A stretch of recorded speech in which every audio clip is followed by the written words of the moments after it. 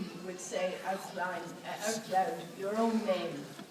You know, your own special name, that's your individual name. And then I will say the word of, and all of you will say out loud your own address.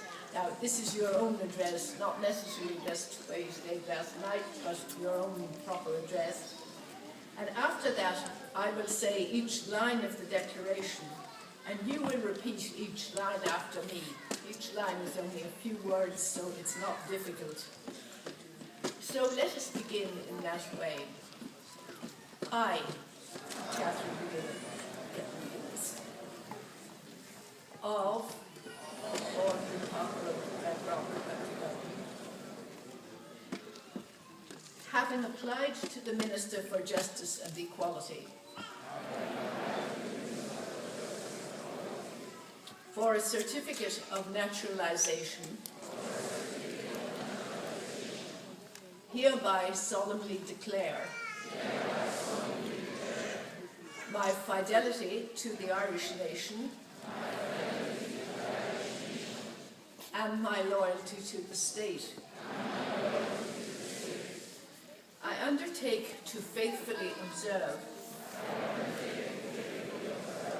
the laws of the state and to respect its democratic values.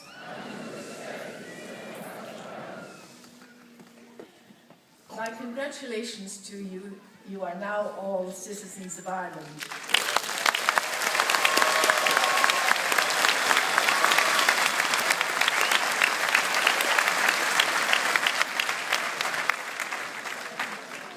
So now you can please be seated, and I just want to call now on Mr. Shatter to make a couple of closing remarks. So my heartiest congratulations to all of you, and I hope you will all have an extremely happy life here as citizens. Thank you.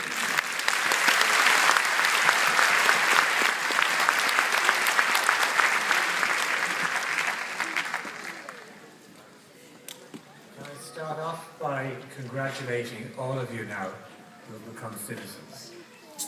You know, when you walked into the hall this morning, you came from over 100 different countries. You're now all citizens of the one country.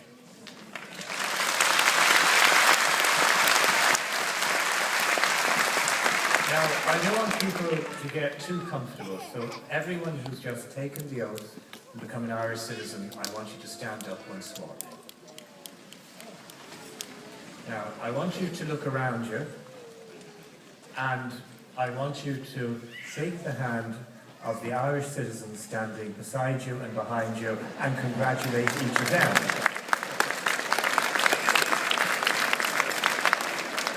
Now, when you've done that, I'm going to ask you to all sit down again.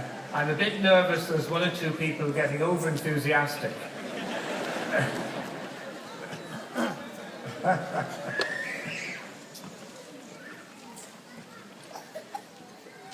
I just want to make a few closing comments. As Judge McGuinness said, you're now Irish citizens, but all of you will still have family in other countries, the countries of your original nationality. You brought with you an amazing cultural heritage to Ireland. And becoming an Irish citizen doesn't mean you forget your families, nor does it mean you abandon your cultural heritage. We want to share in the richness of your heritage, and we want you to share in the richness of the heritage of this country. And I know that many of you have children who are probably already learning Irish dance, and some of them, no doubt, are speaking Irish, and hopefully we'll see some of them in the future lining out for Irish sport teams. One of the great advantages of having people from so many wonderful backgrounds in this country who are now Irish citizens is the richness also of the sporting professionalism and talent that we now have. So those of you here today from New Zealand and Australia, either you or your children, I hope, will have something to teach our cricket team, which has been doing very well, but could do better. And of course, as we know, there's an All Blacks rugby tour about to take place, and I think those of you from Australia and New Zealand may also be able to teach the Irish rugby team a thing or two. Though I think we beat Australia not too long ago, so maybe the main lesson is going to come from New Zealand. Those of you who come from South America, Brazil, for example, you bring talents that I think the Irish soccer team could very richly benefit from. So again, if not yourselves, I hope one day I'll see your children lining out on an Irish jersey. Or as someone who supports the Dublin Gaelic football team, maybe we'll see some of them playing for Dublin in an All-Ireland final that many of you will be present at to cheer on the Dublin team if you come from Dublin. If you come from other counties, you're welcome to let your children play for them, but we want the talent in Dublin.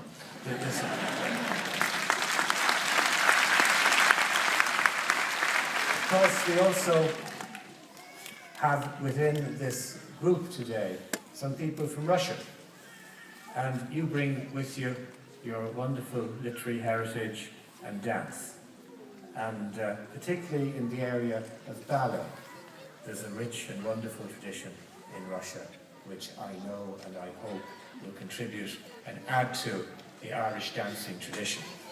We have a number of people here from the Philippines, and their wonderful involvement in our health services and our nursing services. I want to thank them for the work they do, and say that we're truly proud to have you as Irish citizens. We have, in fact, quite a number of people I know amongst us today from the caring professions, from the medical profession and from other areas who are looking after people in our hospitals, looking after our elderly in nursing homes, and the work you do is invaluable, and I'd ask that they be given a round of applause. As Minister for Justice, I have a particular interest. We have here, as you know, the Army Band, and on occasions of citizenship ceremonies, we have the Garda Band, and they both play wonderful music. And perhaps in the future, if not yourselves, your children might join the Garda Síochána and help preserve peace and the rule of law in their local communities, or maybe join our defence forces and participate in peacekeeping missions in the United Nations. I hope that we see that, and I know already that there's a very substantial contribution being made by our immigrant communities in the Garda Reserve. So these are all things that I hope you have the opportunity to see family members engaged in. Those of you who are parents, I hope you will be able to attend a ceremony, graduation ceremony from Garda Síochána or of the Defence Forces, where some of your children are proudly wearing the Army or the Garda uniform. Now, I just want to now conclude by thanking your guests for coming with you, those who've joined you for today's ceremony, and could I particularly thank the many uninvited children who are always welcome.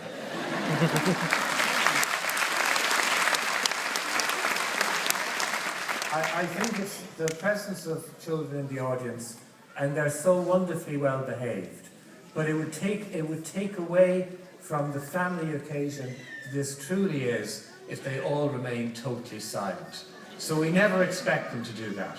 So could we have a big round of applause for the children?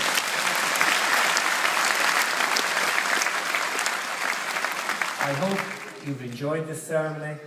I hope you will have happy memories of today's event. I hope you have the opportunity as you head into the afternoon or this evening to celebrate with your families and your friends the fact that you entered this hall citizens of over 100 countries, you're leaving this hall the citizen of one country, the Republic of Ireland. Thank you very much.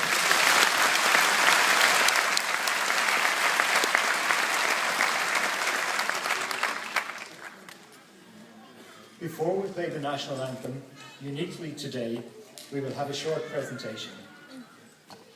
Africa World newspaper recently named Minister Shatter Man of the Year 2012.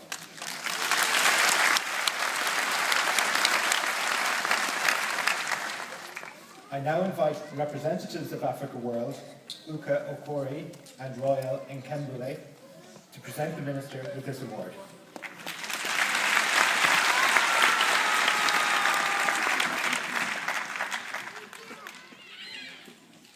Citizens of the Republic of Ireland, congratulations on your award today.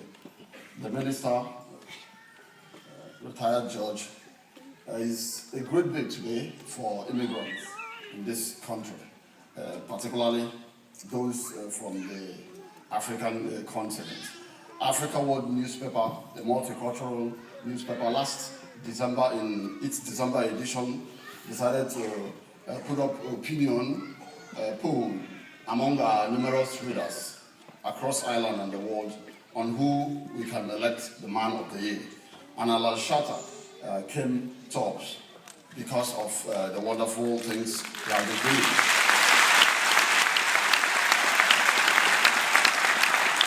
You can agree with me today with the statistics he trashed out since he assumed a position on the 9th of March 2011 as the Minister of Justice, Equality and Defense, that he has added energy to his office. He has made things very progressive. He has opened the doors for a lot of us in this country. One of our readers just said that he has really given a new hope to his children, and that is why today is a special occasion. So we congratulate him. Before I call up the Minister to take up the award, it is incumbent on us, since we have the new power to act, to react, to contribute. Many of us have been down praying for this day, and today has finally come. It was Kennedy who said in America that seek what you can do for America, not what America can do for you. It is now up to you to know what you can do for the Republic of Ireland.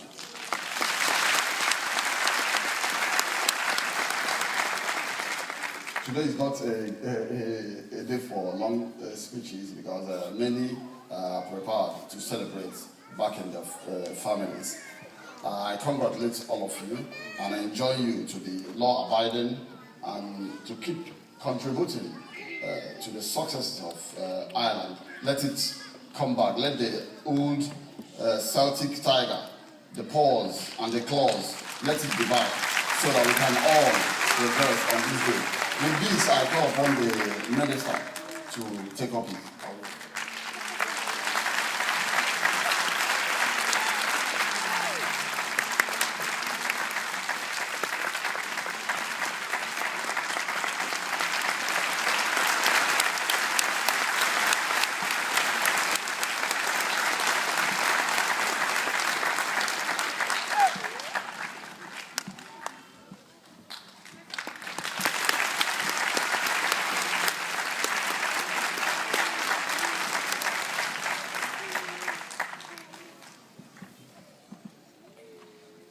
Thank you very much, Uke and Royal from Africa World newspaper. I'd now like to invite you all to stand for our national anthem.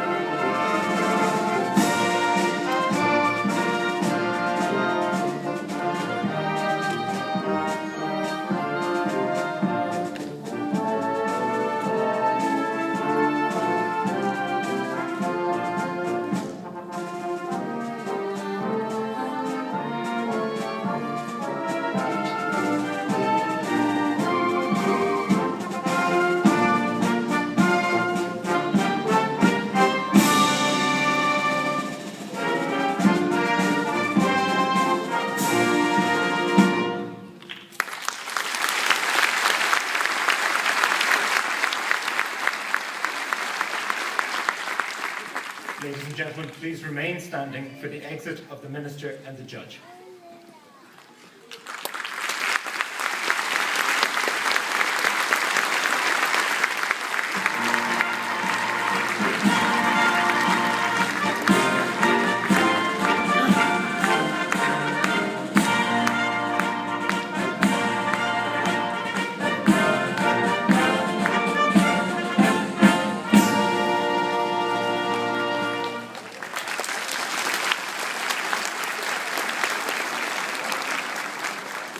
Please remain standing as the national colours are being brought off parade.